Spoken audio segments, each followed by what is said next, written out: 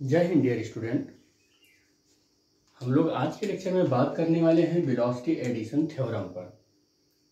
Special theory of relativity के इस series में हमने कई लेक्चर किया है इसमें, और इससे पहले का जो लेक्चर है वो लेक्चर है रिलेटिविटी ऑफ द साइमल्टेनिटी।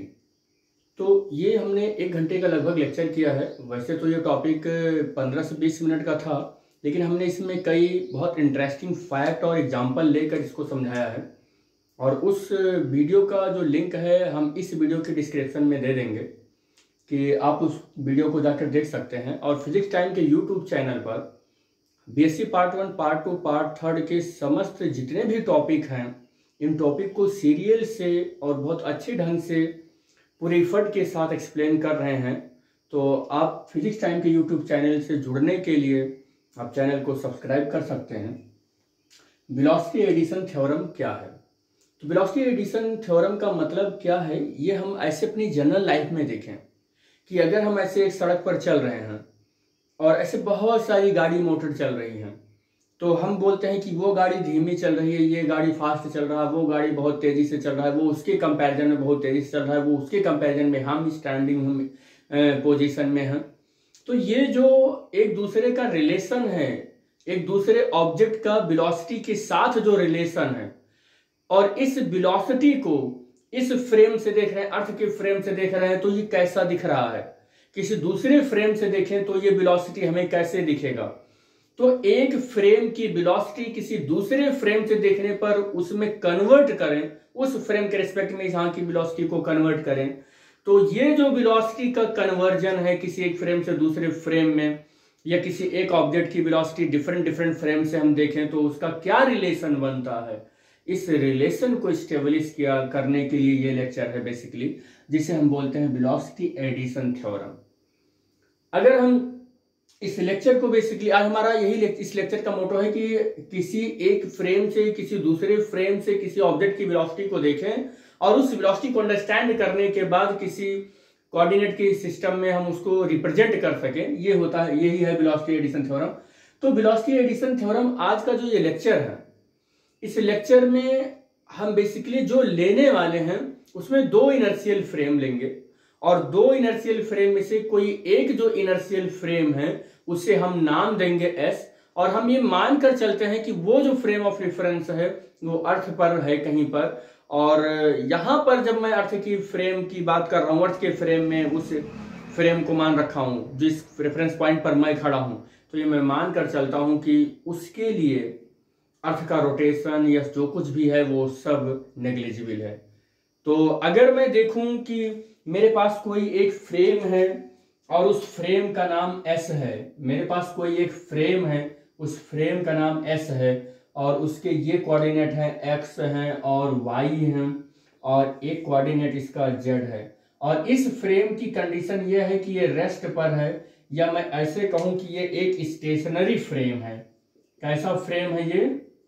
एक स्टेशनरी फ्रेम है, और यहां पर कोई एक ऑब्जर्वर खड़ा हुआ है जो इस कह सकते हैं कि कोऑर्डिनेट सिस्टम का ओरिजिन है, जहां पर इसका पॉइंट 0, 0, 0 है, यहां पर खड़ा है, और कोई एक पार्टिकल है, इस पार्टिकल का नाम P है, और ये मूव करना स्टार्ट कर दिया, और जिस डायरेक्शन में ये मूव कर रहा है उस डायरेक्शन में मैं मानकर चलता हूं कि एक्स एक्सिस का पॉजिटिव डायरेक्शन है।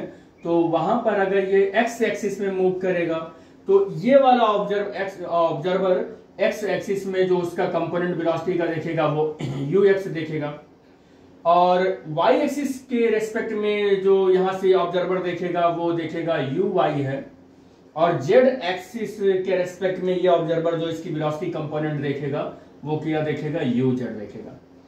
और अगर मैं कहूं कि इस ऑब्जर्वर ने टोटल इस पार्टिकल p की वेलोसिटी को ऑब्जर्व किया है, तो कितना वेलोसिटी ऑब्जर्व किया है, तो आप कह सकते हैं कि u और ux i प्लस uy और प्लस uz इतनी वेलोसिटी को इसने क्या किया है? ऑब्जर्व किया है। या आप अगर सिंपली एक बहुत ही जनरल एक्सप्रेशन है, उस जनरल एक्सप्रेशन को आप लोग को मालूम ही होगा, जनरल एक्सप्रेशन कि आप इसकी वेलोसिटी को देखें तो आप ऐसे भी बोल सकते हैं कि ux is equal to you x is equal to, यहां से आप इसको क्या बोलेंगे D x by D T, और यू वाई को क्या बोलेंगे D Y by D T, और यू जेड को क्या बोलेंगे D Z by D T. आप इस तरीके से वेलोसिटी आप यहां पर समझ सकते हैं कि ये आपकी वेलोसिटी है यू एक्स यू वाई और यू जेड। और कौन देखा है ये, एस फ्रेम में मौजूद ऑब्जर्वर ओ ने देखा है ये। अगर आप देखें ध्यान से तो यहां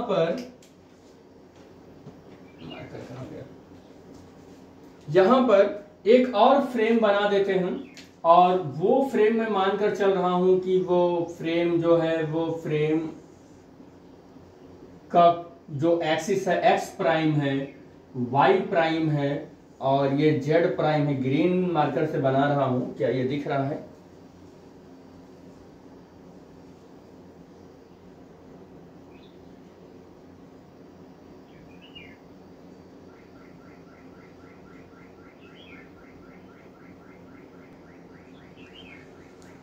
तो कुछ इस तरीके से बना रहा हूं, और यहां पर मैंने कोई दूसरा जो फ्रेम ऑफ रेफरेंस लिया है, इसके ओरिजिन पर एक ऑब्जर्वर को बैठा रहा हूं जो इसका नाम ओ डैश है, और इस फ्रेम को मैं कह रहा हूं कि एस प्राइम है। और ये वाला जो फ्रेम है ये स्टेशनरी नहीं है, ये मूव कर रहा है वी कांस्टेंट स्पीड से। याद रखना ये कौन सी स्पीड से मूव कर रहा है, वी कांस्टेंट स्पीड से मूव कर रहा है। और इसने भी इस पार्टिकल के मोशन को ऑब्जर्व किया, ओ प्राइम ने भी इस पार्टिकल पी के मोशन को ऑब्जर्व किया, और एस प्राइम के फ्रेम से। तो जब इसने ऑब्जर्व किया तो इसने क्या पाया कि इसका जो पार्टिकल, इस जो पार्टिकल की वेलोसिटी है वो यू एक्स प्राइम हो गया, यू वाई प्राइम हो गया, और यू जेड प्राइम हो गया। और इसने जो ओ ने यहां पर टाइम ऑब्जर्व किया था वो टाइम टी था, और यहां पर इसने जो टाइम इसका ऑब्जर्व किया वो टाइम कितना है, वो टी प्राइम ऑब्जर्व किया है। अब इस वाले ऑब्जर्वर ओ प्राइम के रेस्पेक्ट में इस पार्टिकल की अगर मैं स्पीड के लिए अगर मैं फार्मूला लिखूं तो ये कितना हो जाएगा, u prime is equal to you x prime i, और यू वाई प्राइम जे, और यू जेड प्राइम के। इस तरीके से हमारा यहां पर इस ओ प्राइम के एस प्राइम के फ्रेम से ओ प्राइम ऑब्जर्वर ने जो इस पार्टिकल की वेलोसिटी ऑब्जर्व की ये होगी। और अगर यहां पर इसी तरीके से एक जनरल एक्सप्रेशन को मैं एप्लीकेबल करूं तो यहां से जो हमारा यू एक्स प्राइम निकल कर आएगा वो D X prime upon D T prime आएगा, और यहां से यू वाई प्राइम जो निकल कर आएगा वो डी और D Y prime upon D T prime आएगा, और यू जेड प्राइम जो निकल कर आएगा वो D Z prime upon D T निकल कर आएगा, डी टी प्राइम निकल कर आएगा। अगर आप इसको इक्वेशन मान रहे हैं तो आप इसको इक्वेशन नंबर फर्स्ट मान लीजिए, इक्वेशन नंबर सेकंड मान लीजिए second, equation number third, equation number fourth, equation number 5 और इक्वेशन नंबर 6। कुछ इस तरीके से इसको आप इक्वेशन मान लीजिए। और यहां पर आप देख रहे हैं ये वाला इक्वेशन किसके लिए लिखा गया है, ये एक ऐसे फ्रेम के लिए लिखा गया है, ये एक ऐसे फ्रेम के लिए लिखा गया है जो स्टेशनरी है। और स्टेशनरी फ्रेम के लिए आपको तो पता ही है कि मैकेनिक्स के जितने भी फार्मूले हैं वो बिल्कुल एज इट इज वैलिड हैं जैसे कि न्यूटन ने दिया था। यानी कि न्यूटोनियन मैकेनिक्स स्टेशनरी फ्रेम के लिए बिल्कुल एकदम करेक्ट आंसर देता है, उसमें कोई चेंजिंग नहीं लाना पड़ता है, वो एकदम करेक्ट है।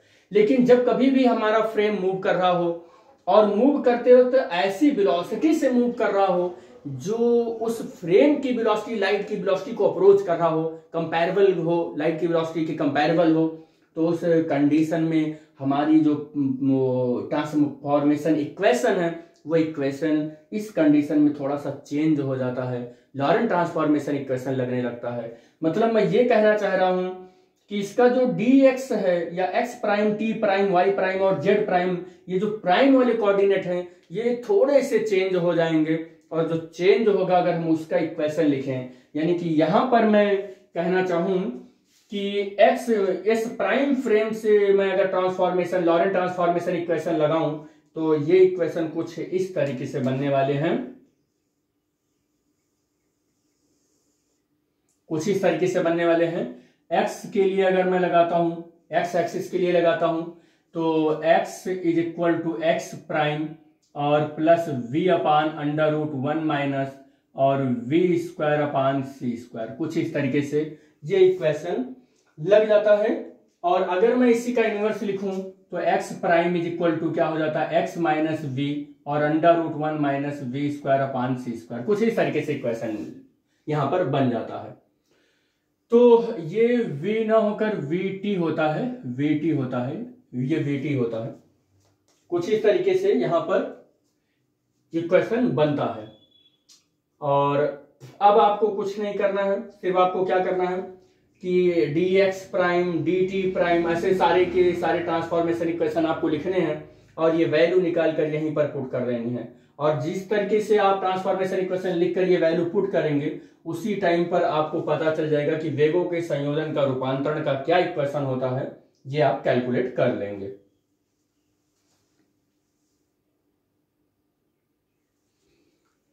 तो इसी तरीके से फिर हम इसको सॉल्व करते हैं। तो according to the Lorentz transformation, according to the Lorentz transformation, तो ये इक्वेशन आ गया। अब हम क्या करते हैं, इसी का लॉरेंट ट्रांसफॉर्मेशन का एक्स एक्सिस के रिस्पेक्ट में हमने ट्रांसफॉर्मेशन इक्वेशन लिखा है। अब इसी का हम टाइम का वाला लिख देते हैं। तो t इज इक्वल टू क्या होता है, t डायलेटेड टाइम उसका सॉरी टाइम का जो इक्वेशन होता है लॉरेंट ट्रांसफॉर्मेशन में होता है T prime is equal to T minus we x upon C square और under root 1 minus we square by C square. अब हमारे पास ये जो इक्वेशन है वो 6 है, ये 7 है और ये इक्वेशन नंबर क्या है, 8 है। आप इक्वेशन 7 का डिफरेंशिएट कर दीजिए और इक्वेशन नंबर 8 का डिफरेंशिएट कर दीजिए। तो हम क्या लिख रहे हैं यहां पर करने वाले हैं, डिफरेंशिएटिंग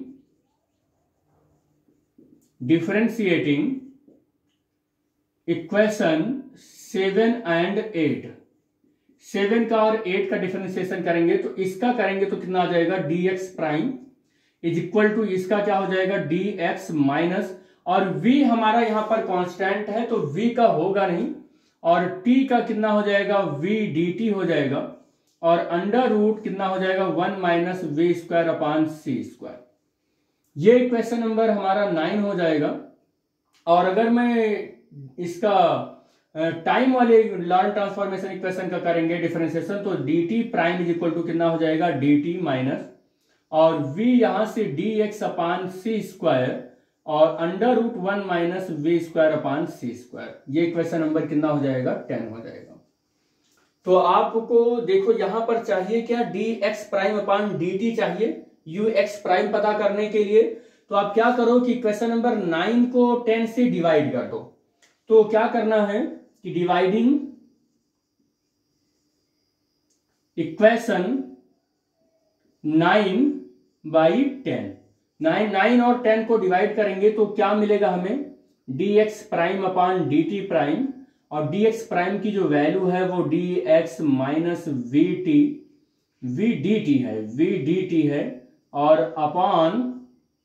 अपान कितना है, under root 1 minus we square upon C square, और अपान, तो इसको थोड़ा सा यहां ले लेते हैं, dx prime upon dt prime, और ये वैल्यू आप लिख लीजिए यहां पर। तो dt minus we D x upon C square और under root 1 minus we square upon C square. भाई ध्यान से देखो यहां पर हमें क्या चाहिए, ux प्राइम चाहिए, dx prime upon dt prime है। हमने क्या किया कि लॉरेंट ट्रांसफॉर्मेशन का एक्स एक्सिस के कंपोनेंट का ट्रांसफॉर्मेशन इक्वेशन लिखा, x minus V T upon under root 1 minus we square by C square, जिसको इक्वेशन नंबर 7 माना। और लॉरेंट ट्रांसफॉर्मेशन का टाइम वाला इक्वेशन लिखा मैंने, जो होता है t prime is equal to T minus we x upon C square under root upon under root 1 minus we square by C square. और ये इक्वेशन लिखने के बाद हमने क्या किया है कि इसका और इसका डिफरेंशिएशन कर दिया है। जब इसका डिफरेंशिएशन किया तो dx प्राइम और इसका dx माइनस v कांस्टेंट है, t का dt हो गया, और under root 1 minus we square by C square equation number 9 मान लिया। इसका जब मैंने डिफरेंशिएशन किया तो dt prime is equal to dt minus we X का dx हो गया बाई सी स्क्वायर, और 1/1 में √1 minus we square by C square. हमें D X prime upon D T चाहिए। मैंने क्या किया, दोनों को डिवाइड कर दिया। दोनों को डिवाइड करते ही क्या हो जाएगा, ये कैंसिल हो जाएगा, ये कैंसिल हो जाएगा, ये स्टेप कैंसिल हो जाएगा। और कैंसिल होने के बाद इस स्टेप के सामने क्या बचने वाला है, ये D X minus we D T, और अपान में क्या बचेगा, D T minus we D X और अपान सी स्क्वायर। तो ये बचेगा वी डी एक्स, यही बचेगा। तो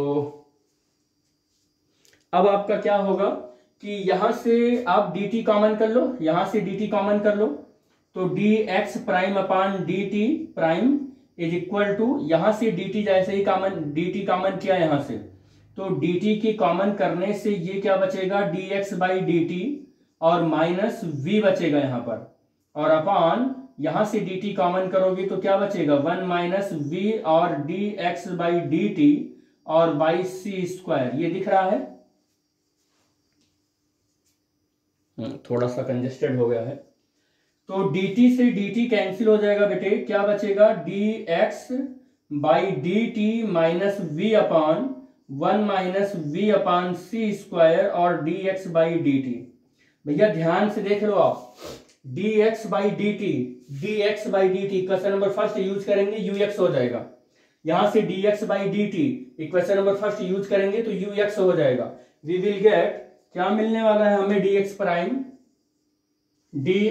प्राइम अपान dt प्राइम, क्या मिलने वाला है हमको, क्या मिलने वाला है, अच्छा dx अपान dt प्राइम, dx अपान dt प्राइम ux प्राइम मिलने वाला है। क्या मिलेगा, ux प्राइम इक्वल टू, ये dx by dt question number first use करोगे तो ux मिल जाएगा। क्या मिलेगा, ये ux मिलेगा माइनस, और ये v है तो ये v एज इट इज ऐसे लिख लिया मैंने।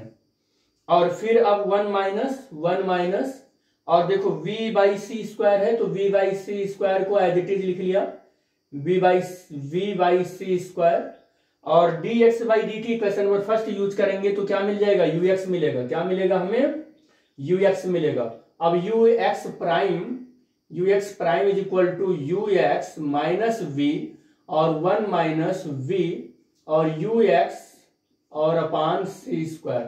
ये हमें फर्स्ट वेलोसिटी का जो ये इक्वेशन है, इस इक्वेशन का फर्स्ट कंपोनेंट हमको मिल गया है ux prime, ux minus v और अपान में 1 minus v ux by C square.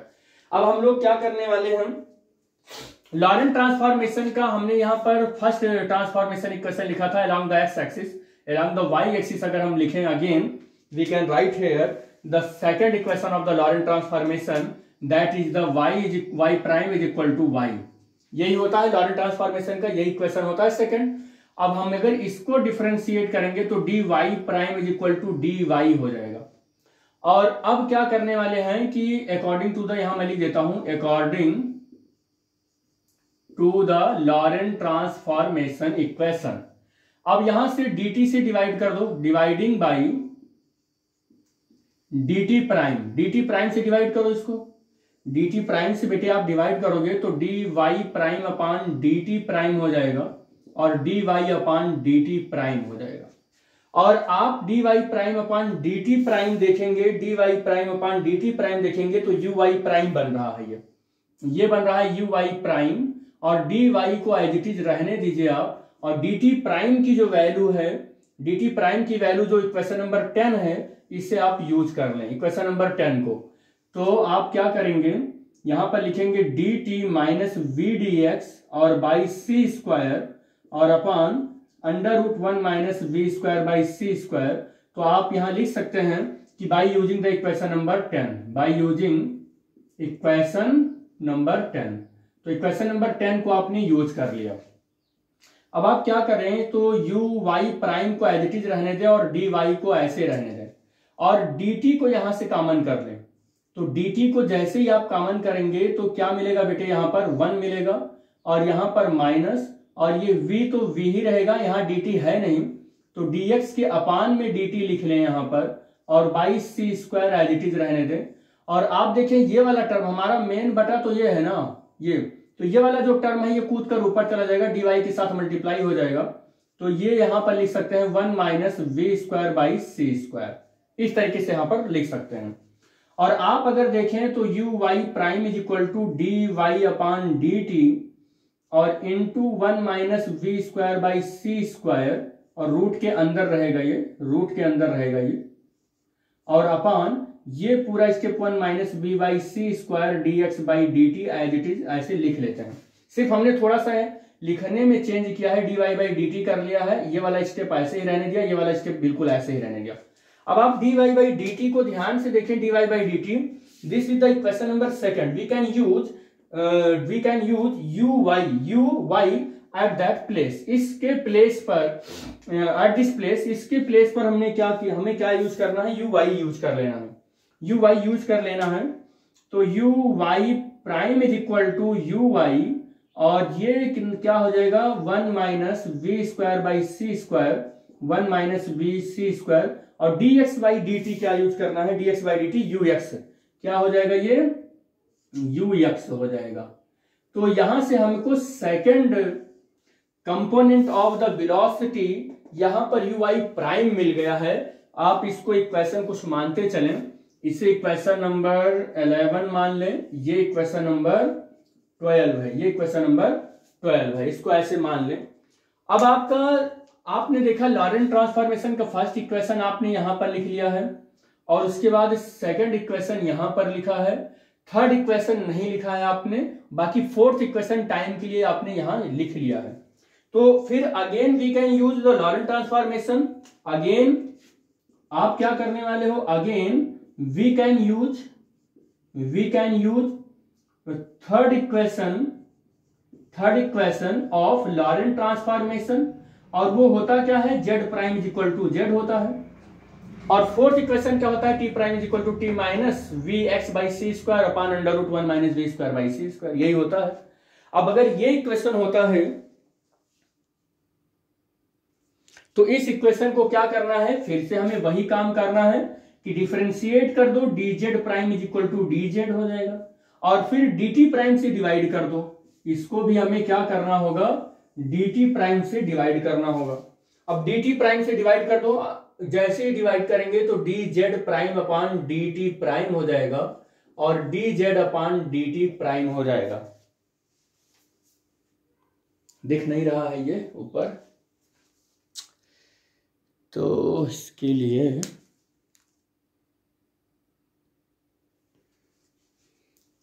अब करना क्या है, इसके लिए कि आप फिर से dz को एज इट इज रहने दें, और dt की जगह पर आप dt की जगह पर ये वाला इक्वेशन यूज कर लें, क्या है ये dt minus we D X और अपान क्या है सी स्क्वायर, और अपान मेन बटा मेरा यही है ये वाला, और ये कितना है 1 minus we square by C square root के अंदर।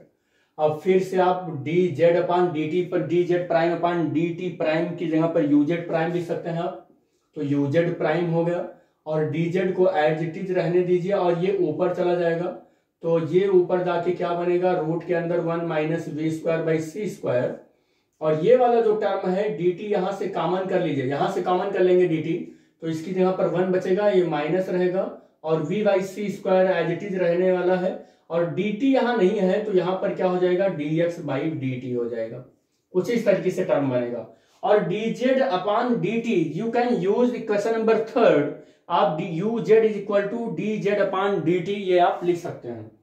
तो uz prime is equal to, मैं यहां से uz और under root 1 minus we square upon C square, और ये equation 1 minus v by C square, और d x by D t u x, क्या देख रहे हैं आप, यू एक्स, यही देख रहे हैं आप कि इसके इक्वल टू यही है इक्वेशन नंबर फर्स्ट में।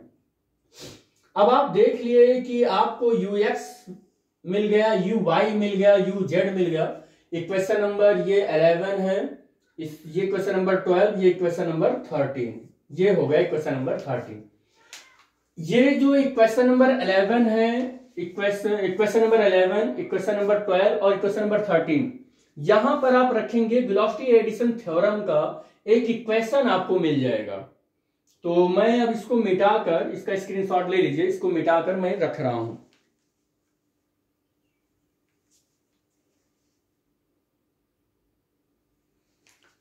तो यहां पर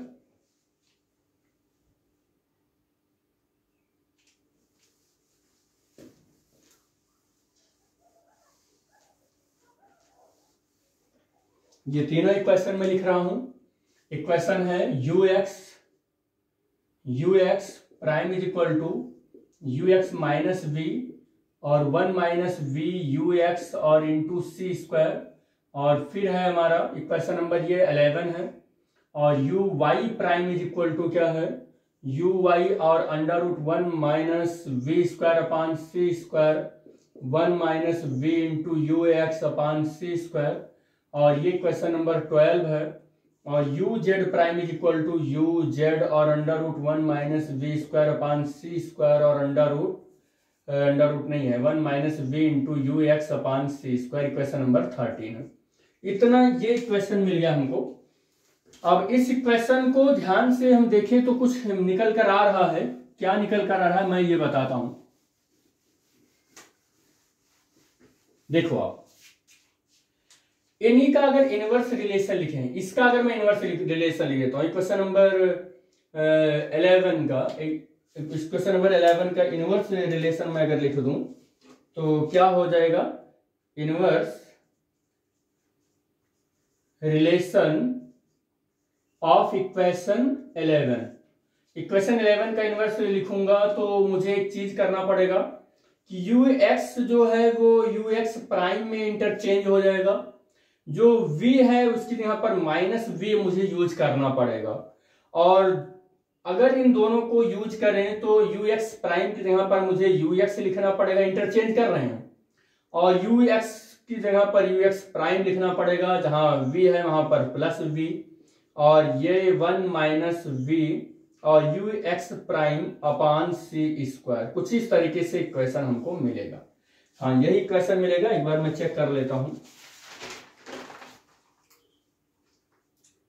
ठीक, ये इक्वेशन मिलेगा तो ठीक है। ये अब आप देख रहे हैं कि ये आपके पास इक्वेशन मिल गए हैं। ये आपके पास 12, 13 और ये इक्वेशन नंबर मान लो ये 14।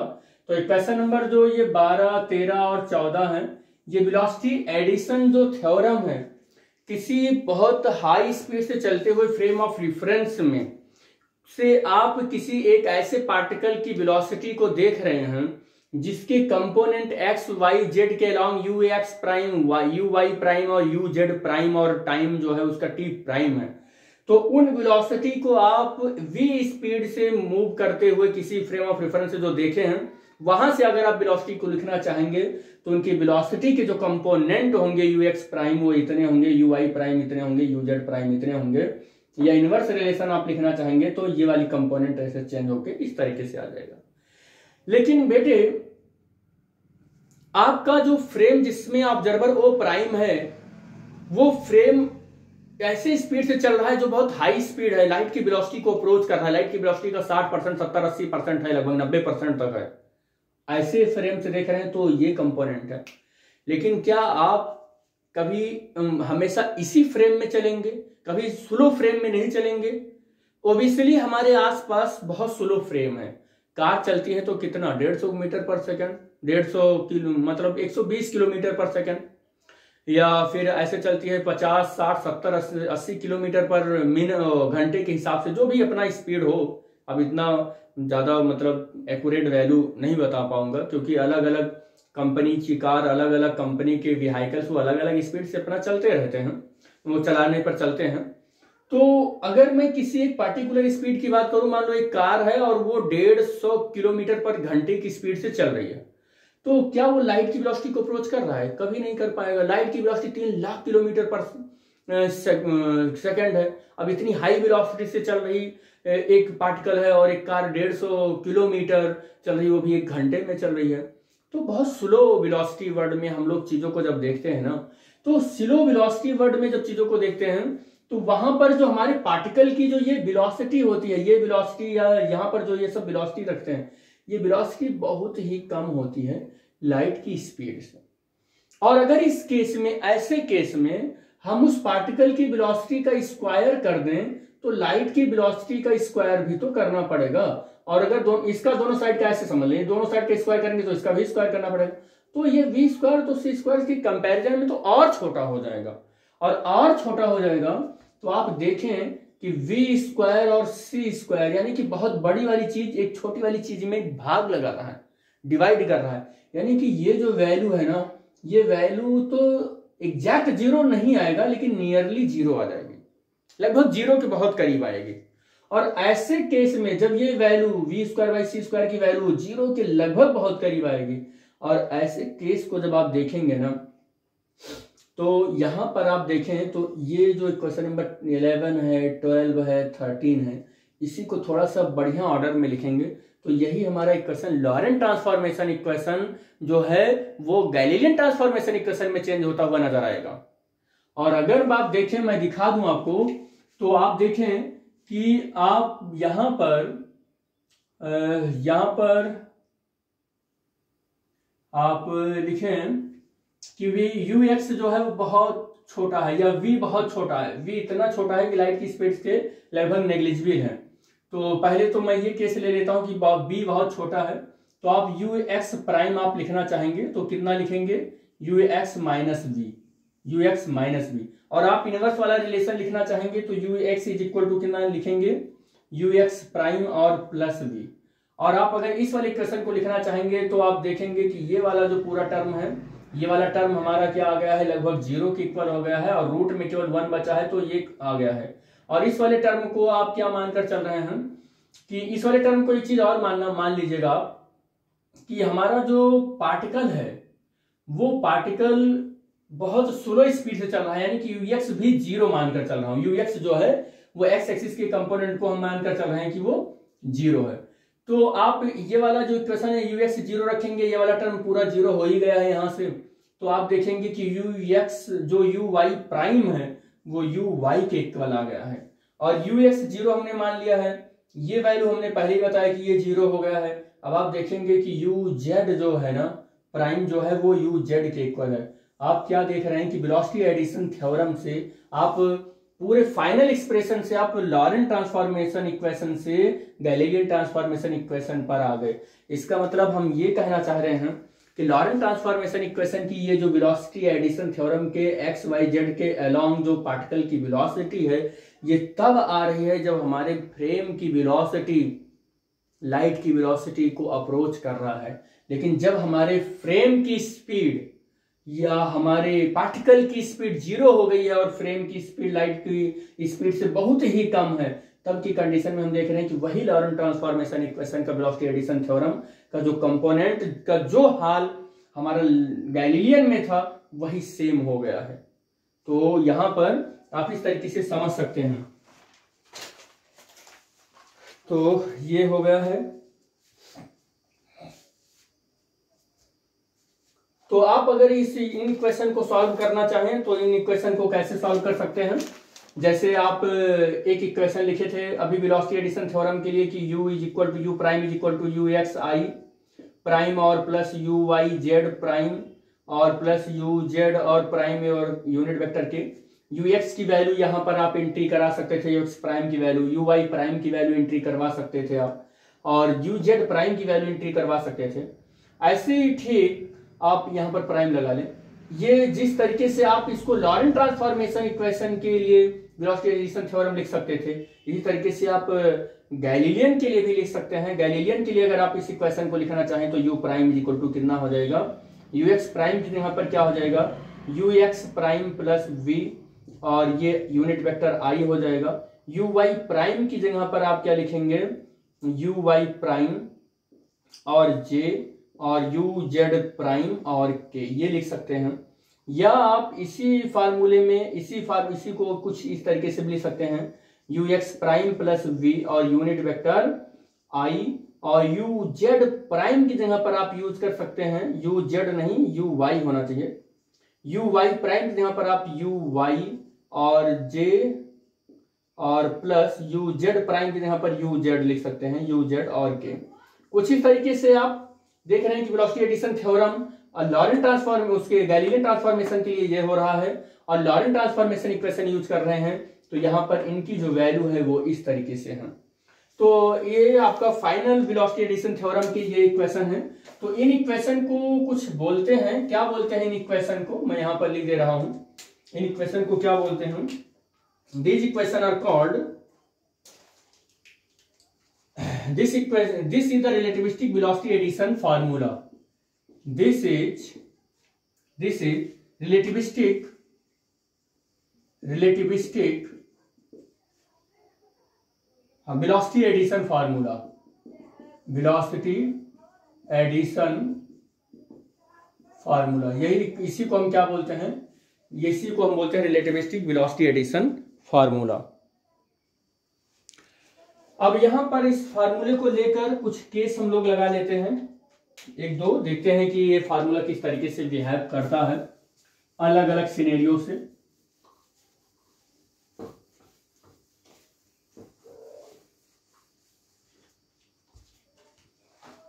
तो केस नंबर फर्स्ट है हमारा, केस नंबर फर्स्ट है और फार्मूला भी मैं लिख देता हूं, u x prime is equal to you x minus we और 1 माइनस वी और यू एक्स अपान सी स्क्वायर, ये फार्मूला है। और हम ये मानकर चल रहे हैं कि let u x is equal to c मानकर चल रहे हैं, यानी कि ऑब्जर्वर ओ के लिए जो वेलोसिटी ऑफ पार्टिकल है ये क्या है? ऑब्जर्वर ओ के लिए, तो for observer O the velocity of the particle, the velocity of the particle, जो ओ से देख रहा है, एस फ्रेम में बैठा ऑब्जर्वर ओ है, वो जो पार्टिकल पी को देखा तो उसकी स्पीड एक्स एक्सिस के अलोंग यू एक्स थी। अब वो मानकर चल रहा है कि पार्टिकल जो हमारा है एस, जो पार्टिकल पी है, वो पार्टिकल यू एक्स एक्सिस में यू एक्स ना वेलोसिटी चलकर वो सी वेलोसिटी से चल रहा है, लाइट की स्पीड को अप्रोच करते हुए चल रहा है। अगर ऐसी कंडीशन में चल रहा है तो हम यहाँ पर इस फार्मूले में वही जो यू एक्स है उसके यहाँ पर सी रखेंगे, तो u x prime is equal to c minus we और 1 माइनस वी और इसकी जगह पर सी रखेंगे और बाई सी स्क्वायर है, एक सी से एक सी कैंसिल हो जाएगा, u x prime is equal to c minus b और 1 माइनस बी अपान सी और u x prime is equal to c minus b upon c minus b और सी माइनस बी और इंटू सी ऊपर आ जाएगा, ये इस bracket से इसका कैंसिल हो जाएगा, u x prime is equal to c. आपने क्या देखा कि अगर कोई भी पार्टिकल, हमने कहा कि कोई पार्टिकल है जो एस फ्रेम में है, कोई ऑब्जर्वर है जो एस फ्रेम में है और किसी पार्टिकल पी को देख रहा है, किसी एस फ्रेम के अंदर ऑब्जर्वर ओ ने पार्टिकल पी को देखा और एक्स एक्सिस में यू एक्स वेलोसिटी से ना चलकर वो सी वेलोसिटी से चल रहा है, तो वो यहां पर जो ऑब्जर्वर देख रहा है कि ये सी वेलोसिटी से चल रहा है, तो आप जब एस प्राइम वाले ऑब्जर्वर से पूछेंगे, यानी कि ओ प्राइम ऑब्जर्वर से पूछेंगे कि आपका पार्टिकल किस स्पीड से चल रहा है, आप अपने फ्रेम ऑफ रेफरेंस से बताइए, तो वो बोलेगा कि वो सी स्पीड से ही चल रहा है। इसका मतलब ये हुआ कि इनर्शियल फ्रेम से आप देख रहे हैं, दो इनर्शियल फ्रेम है, उसकी मतलब ऑब्जर्वर ओ और ओ प्राइम से पूछ रहे हैं कि कोई पार्टिकल अगर वो इस वाले फ्रेम से सी स्पीड से चल रहा है तो ओ प्राइम वाले से कौन सी स्पीड से चलेगा, तो उसका भी आंसर वही होगा जिसका जो आंसर इस ओ का है। यानी कि कोई भी पार्टिकल अगर वो लाइट की स्पीड से चलने लगा तो चाहे जिस फ्रेम से आप देखें, चाहे जिस इनर्शियल फ्रेम से देखें, वो हर एक इनर्शियल फ्रेम से उसकी स्पीड जो होगी वो सी ही होगी।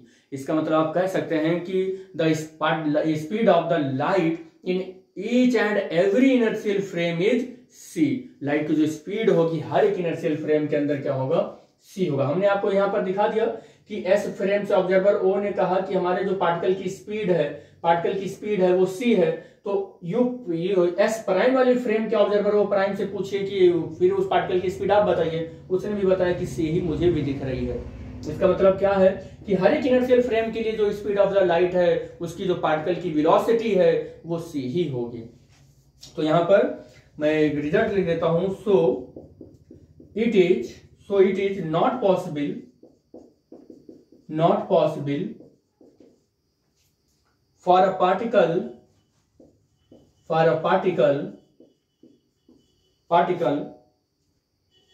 to move with a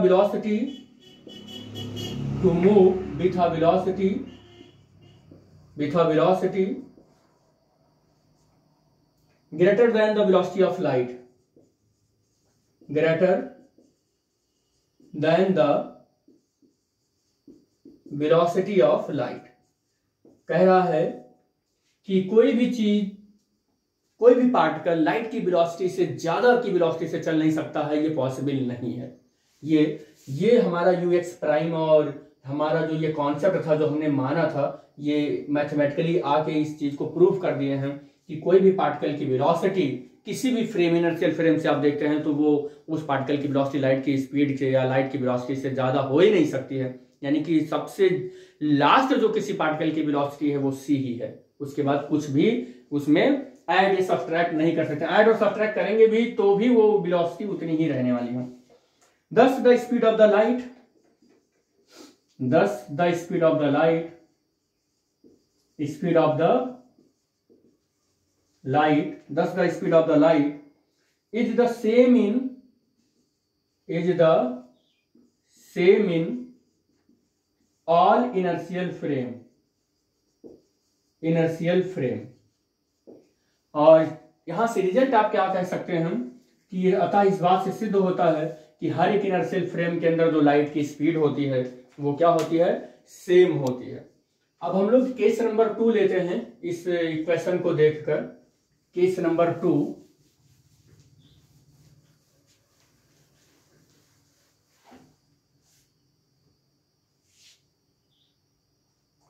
एक इक्वेशन यहां पर मिट गया। इक्वेशन ये था कि u is equal to you x prime plus v और 1 plus u x prime v by C square, ये इक्वेशन था। और इक्वेशन नंबर कुछ था इसका नाम, चलो ठीक है। Case number second, case number second में क्या है, तो केस नंबर सेकंड में हम ये मानकर चल रहे हैं कि if we put in equation, इसको कोई नाम दिए रहे होंगे, इन इक्वेशन 13, 14 जो भी इसको मानना होगा। इन इक्वेशन 14 जो भी इसके पहले रहा होगा, ये इक्वेशन मुझे याद नहीं है कि कितना नंबर इक्वेशन था ये। तो इन इक्वेशन, हाँ, if we put in equation 14 u x prime is equal to c, मैं मानकर चलता हूं कि इसकी यहां पर सी मैं मान लेता हूं, u x prime is equal to c. And जो हमारे फ्रेम की स्पीड थी v, वो फ्रेम भी हमारा जो है वो लाइट की स्पीड को अप्रोच करते हुए चलने लगा, लाइट की स्पीड को अप्रोच कर रहा है, यानी कि c स्पीड से वो अगर चल रहा है तो हम यहां पर ये मानकर चलते हैं कि that is photon is moving with a velocity c in frame S and S prime is moving with velocity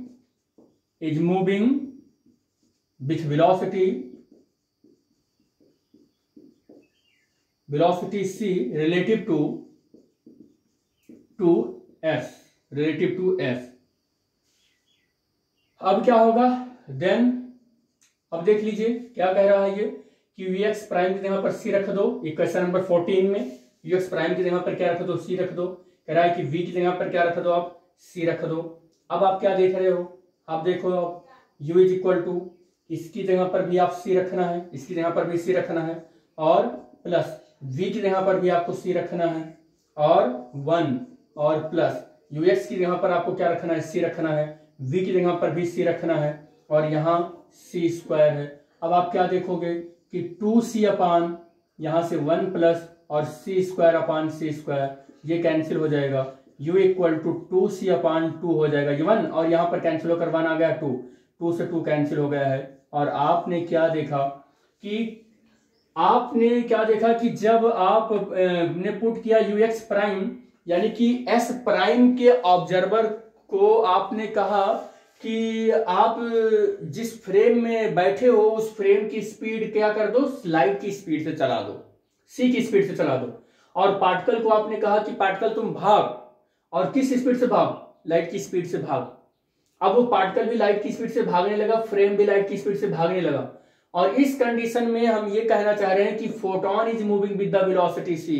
हम ये कहना चाह रहे हैं कि जिस फ्रेम से हमारा ऑब्जर्वर लाइट की स्पीड से चलते हुए ऑब्जर्व कर रहा है और जिस पार्टिकल को ऑब्जर्व कर रहा है वो पार्टिकल हमारा फोटोन है, ठीक है।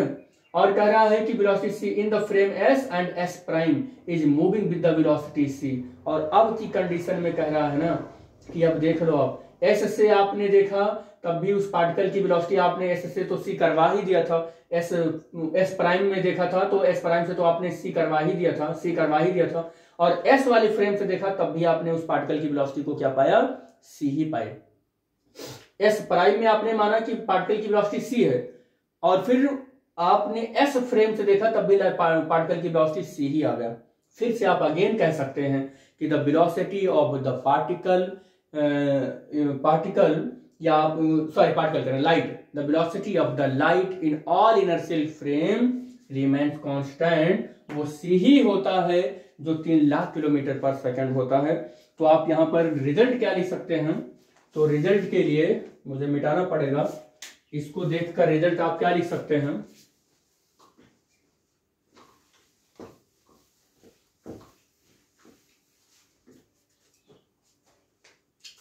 thus the addition of any velocity, thus the addition of any velocity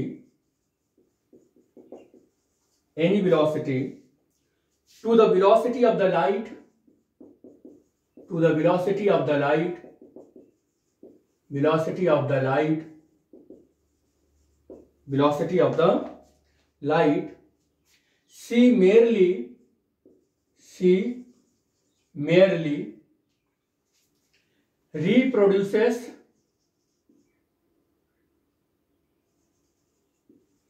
the velocity of light,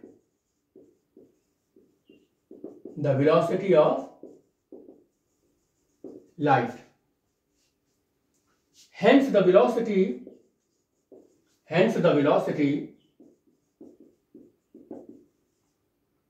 of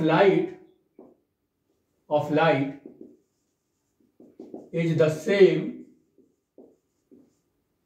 is the maximum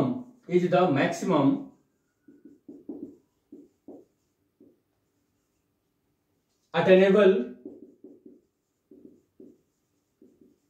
velocity। तो आपने दोनों केस में क्या देखा कि अगर आपने क्या देखा कि एस फ्रेम के ऑब्जर्वर से आपने कहा कि कोई पार्टिकल सी स्पीड से चल रहा है, तो एस प्राइम के फ्रेम के ऑब्जर्वर से आपने कहा कि अब बताइए उस पार्टिकल की वेलोसिटी क्या है, तो उसने कहा सी ही से। और जब आपने एस प्राइम के फ्रेम में बैठा ऑब्जर्वर वो प्राइम को कहा कि अब लाइट की वेलोसिटी आप कर दो, पार्टिकल की वेलोसिटी आप कर दो सी, और इस फ्रेम को भी सी स्पीड से भागा के, और फिर एस वाले फ्रेम में बैठे ऑब्जर्वर से पूछा आपने कि अब बताइए कि उस पार्टिकल की वेलोसिटी क्या है, तो उसने भी कहा सी।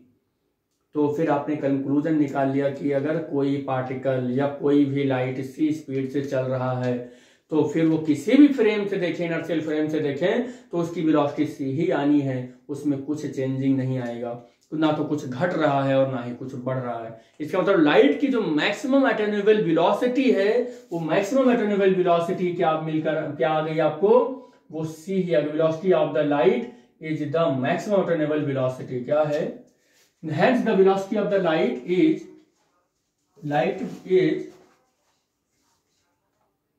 the same maximum, ठीक है, the same maximum attainable velocity, और वो कितना है, c ही है। आपने दोनों केस में आपने देखा था। तो ये आपका वेलोसिटी एडिशन थ्योरम का लेक्चर कंप्लीट हुआ, और इसके बाद हम लोग देखेंगे कि हाँ, एक चीज और बता दें आपको, हमने लॉरेंट ट्रांसफॉर्मेशन का कंसीक्वेंस पढ़ा था, और लॉरेंट ट्रांसफॉर्मेशन इक्वेशन का जो कंसीक्वेंस पढ़ा था उसमें फर्स्ट हमने दो तीन कर लिया है।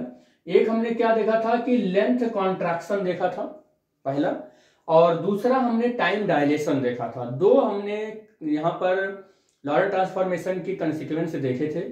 तीसरा हमारा जो कॉन्सिक्वेंस है वो वेलोसिटी एडिशन थ्योरम, और चौथा जो हमारा है वो हमारा जो है वो मास का है, जिसको हम बोलते हैं कि कोई भी वेलोसिटी अगर थोड़ा सा हाई हो, लाइट की स्पीड को अप्रोच करते हुए चल रहा हो, तो मास हमारा उस लाइट की वेलोसिटी के बढ़ने के साथ साथ बढ़ता जाता है।